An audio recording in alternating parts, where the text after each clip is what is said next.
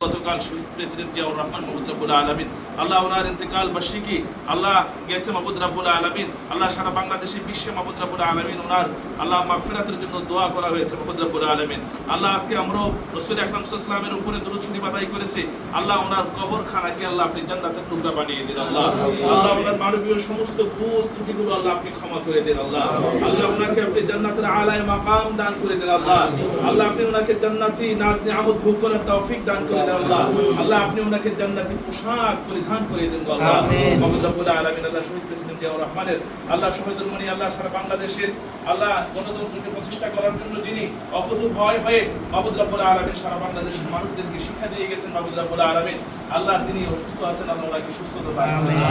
আল্লাহ ওনার পুত্র আল্লাহ সারা বাংলাদেশের যুবক এবং তরুণের অহংকার আল্লাহ আমাদের নেতা আগামী দিনের ভবিষ্যৎ মাহমুদ রাব্বুল আলামিন জনাব তারেক রহমান আল্লাহ ওনাকে হায়াত তৈয়বা দান করে দেন আল্লাহ আল্লাহ উনি যেন বাংলাদেশে এসে অতি দ্রুত বাংলাদেশের দায়িত্ব ভার গ্রহণ করতে পারে সেই তৌফিক আপনি দান করে দিন আল্লাহ আল্লাহ আজকে জেলা কমিটি নেতৃবৃন্দরা এসেছেন আল্লাহ আল্লাহ সকলকে আপনি হায়াত তৈয়বা দান করে দিন আল্লাহ আজকে যারা যেখান থেকে এসেছেন আল্লাহ প্রত্যেককে তাদের আপন জায়গায় পৌঁছার তৌফিক দান করে দিন আল্লাহ আল্লাহ এই সংগঠনটাকে ঘিরে ইসলামী ভাব আদর্শকে বজায় রেখে আল্লাহ জাতীয়তাবাদী দলকে যেন সহায়তা দান করতে পারে সেই তৌফিক দান করে দিন